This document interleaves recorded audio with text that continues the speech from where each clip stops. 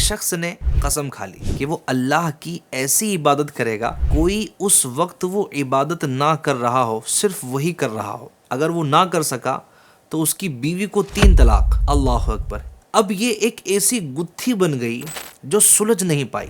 اگر وہ نماز پڑھتا ہے تو نماز پوری دنیا میں کوئی نہ کوئی پڑھ ہی رہا ہوگا، روزہ رکھتا ہے تو وہ بھی کوئی نہ کوئی رکھ ہی رہا ہوگا، آخر وہ کیا ایسی عبادت کرے کہ اس وقت ساری دنیا میں صرف وہی وہ عبادت کر رہا ہو، باقی کوئی نہ کر رہا ہو۔ جب یہ مسئلہ غوث پاک تک پہنچا تو آپ نے فتویٰ دیا، اور اس دوران کیا کیا واقعات پیش آئے تفصیل سے جانتے ہیں، لہٰذا آخر تک ہمارے ساتھ شامل رہیے گا۔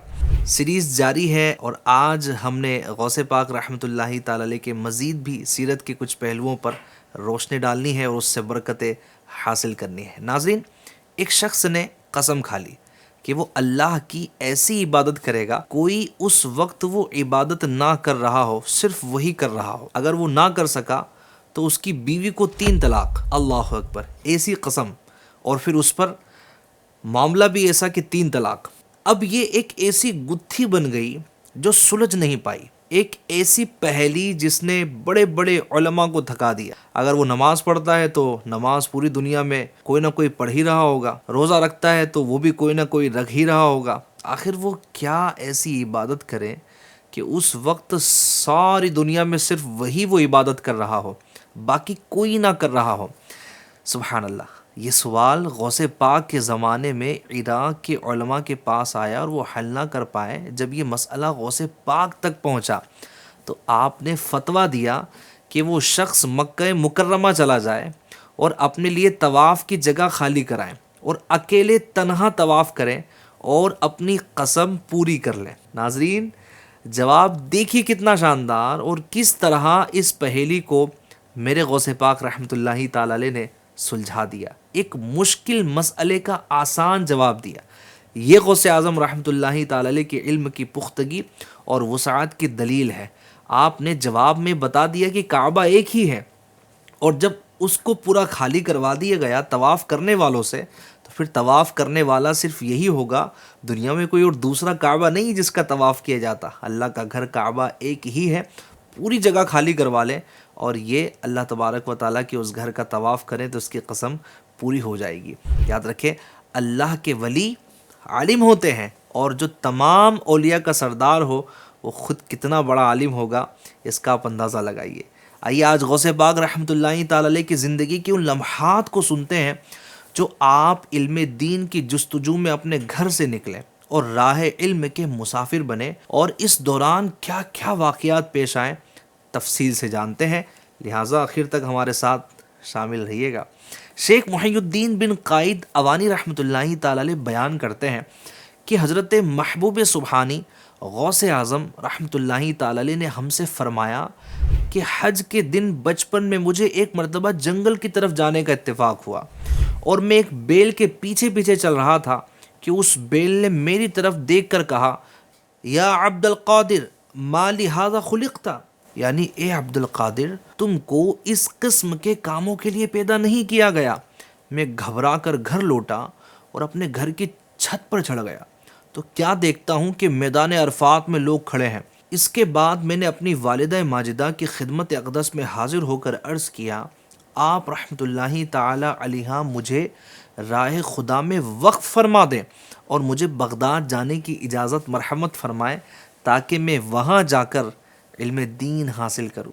ناظرین، یہ بات بھی صحیح ہے کہ بعض نادانوں نے حضرت غوث اعظم رحمۃ اللہ تعالی علیہ کی شان میں وہ چیزیں بھی منسوب کر دیں جو آپ نے نہیں کی، یا کچھ نے آپ کی شان میں حد سے زیادہ مبالغہ کر دیا، یعنی بڑا چڑھا کر کام لیا۔ اسی لیے آپ رحمۃ اللہ تعالی علیہ کے حوالے سے ہمیں بعض اوقات کوئی کرامت سننے کو ملتی ہے اور اس کا کوئی سر پیر نہیں ہوتا، من گڑت ہوتی ہے۔ آپ کی کرامتیں صحیح اور مستند علماء سے سنی جائے، ہر کسی سے نہیں سنی جائے۔ خیر ناظرین، حضور غوث اعظم رحمۃ اللہ تعالی علیہ مزید فرماتے ہیں کہ جب انہوں نے بیل والا واقعہ اپنی والدہ سے عرض کر دیا تو آپ رحمۃ اللہ تعالی علیہ کی آنکھوں میں آنسو آ گئے، اور وہ 80 دینار جو میرے والد ماجد کی وراثت تھے میرے پاس لے آئیں، تو میں نے ان میں سے 40 دینار لیے اور 40 دینار اپنے بھائی سید ابو احمد رحمۃ اللہ تعالی علیہ کے لیے چھوڑ دیے۔ والدہ ماجدہ نے میرے 40 دینار میری گدڑی میں سی دیے اور مجھے بغداد جانے کی اجازت عطا فرما دی۔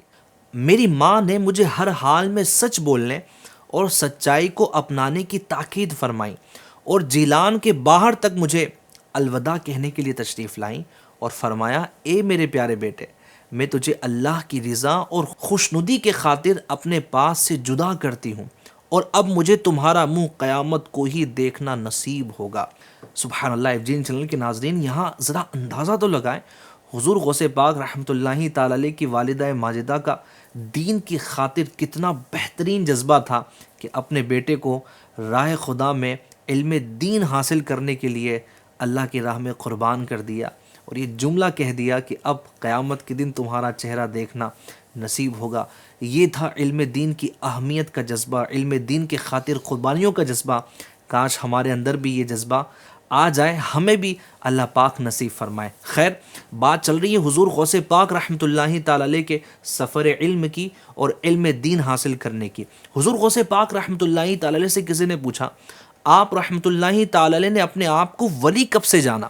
ارشاد فرمایا کہ میری 10 برس کی عمر تھی، مکتب میں پڑھنے جاتا تھا، فرشتے مجھ کو پہنچانے کے لیے میرے ساتھ جاتے، اور جب میں مکتب میں پہنچتا تو وہ فرشتے لڑکوں سے فرمایا کرتے، اللہ تعالیٰ کے ولی کے بیٹھنے کے لیے جگہ کشادہ کر دو۔ سبحان اللہ، سبحان اللہ، کیا شان ہے میرے غوث پاک رحمۃ اللہ تعالی علیہ کی کہ آپ کی ولایت کے ڈنکے بچپن ہی سے بج رہے ہیں۔ حضرت شیخ امام موقف الدین بن قدامہ رحمۃ اللہ تعالی علیہ فرماتے ہیں کہ ہم 561 ہجری میں بغداد شریف گئے تو ہم نے دیکھا کہ شیخ سید عبد القادر جیلانی قدس سرہ النورانی ان میں سے ہیں کہ جن کو وہاں پر علم، عمل اور حال اور فتویٰ نویسی کی بادشاہت دی گئی ہے۔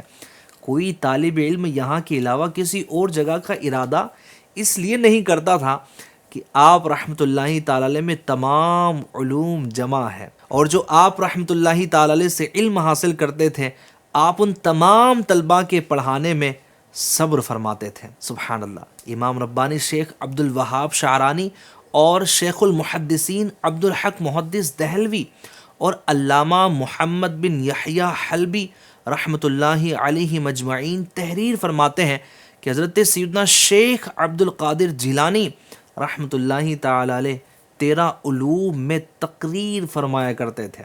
ایک جگہ علامہ شعرانی رحمۃ اللہ تعالی علیہ فرماتے ہیں کہ حضور غوث پاک رحمۃ اللہ تعالی علیہ کے مدرسہ عالیہ میں لوگ آپ رحمۃ اللہ تعالی علیہ سے تفسیر، حدیث، فقہ اور علم الکلام پڑھتے تھے۔ دوپہر سے پہلے اور بعد دونوں وقت لوگوں کو تفسیر، حدیث، فقہ، کلام، اصول اور نحو پڑھاتے تھے، اور ظہر کے بعد قراءتوں کے ساتھ قرآن مجید پڑھایا کرتے تھے۔ سبحان اللہ۔ شیخ عبد الحق محدث دہلوی رحمۃ اللہ تعالی علیہ آپ کے علمی کمالات کے متعلق ایک روایت نقل کرتے ہیں کہ ایک دن کسی قاری نے آپ رحمۃ اللہ تعالی علیہ کی مجلس شریف میں قرآن مجید کی ایک آیت تلاوت کی، تو آپ نے اس آیت کی تفسیر میں پہلے ایک معنی، پھر 2، اس کے بعد 3، یہاں تک کہ حاضرین کے علم کے مطابق آپ نے اس آیت کے 11 معنی بیان فرما دیے۔ 11 معنی، 11 میننگز۔ FGN چینل کے ناظرین، 11 معنی میرے غوث پاک رحمۃ اللہ تعالی علیہ نے بیان فرما دیے، دیگر وجوہات بیان فرمائے جن کی تعداد 40 تھی، اور ہر وجہ کی تائید میں علمی دلائل بیان فرمائے، اور ہر معنی کے ساتھ سند بیان فرمائے۔ آپ کے علمی دلائل کی تفصیل سے سب حاضرین تعجب میں پڑ گئے۔ ناظرین، یہ شان تھی حضور غوث اعظم رحمۃ اللہ تعالی علیہ کی، اور یہ تھا آپ کا علمی مقام۔ آپ کو اللہ تعالیٰ نے بہت سارے علوم سے نوازا تھا، اور علم کے ساتھ ساتھ آپ کی عبادت بھی بے مثال تھی۔ آپ کی شان کا اندازہ اس بات سے ہی ہوتا ہے کہ فرشتے مدرسے میں آپ کے لیے جگہ کشادہ کرواتے تھے۔ سبحان اللہ۔ ہم جب حضور غوث اعظم رحمۃ اللہ تعالی علیہ کی سیرت کا مطالعہ کرتے ہیں تو اس کے 2 اہم حصے سامنے آتے ہیں۔ ایک تو وہ حصہ جس میں حضور سیدنا غوث اعظم رحمۃ اللہ تعالی علیہ نے علم دین حاصل کیا، اور سفر کیا، پھر حصول علم دین کے بعد درس و تدریس میں مشغول رہے۔ یہ آپ کی زندگی کا ایک حصہ ہے، اور دوسرا حصہ وہ تھا کہ جب آپ کھل کر میدان میں آئے اور تبلیغ کا کام کیا اور بیانات کیے، خطبے دیے، لوگوں کی اصلاح کی اور معاشرے میں ایک انقلاب کی صورت بنے۔ ابھی ہم سیرت کے اس حصے کے مطالعے میں ہیں جہاں غوث اعظم تعلیم و تدریس کے میدان میں ہیں۔ آپ رحمۃ اللہ تعالی علیہ کے حوالے سے اور بھی بہت ساری باتیں جاننا ابھی باقی ہیں۔ ہم اگلی قسط میں، اگلے ایپیسوڈ میں انشاءاللہ الکریم مزید آپ کی سیرت کی جھلک دیکھیں گے اور آپ کی شان پاک سنیں گے۔ اب تک کے لیے اتنا ہی، ملتے ہیں پھر اگلے ایپیسوڈ میں۔ اپنا بہت خیال رکھیے گا اور ہمارے نیکسٹ ایپیسوڈ کا انتظار کیجیے گا۔ ولیوں کے سردار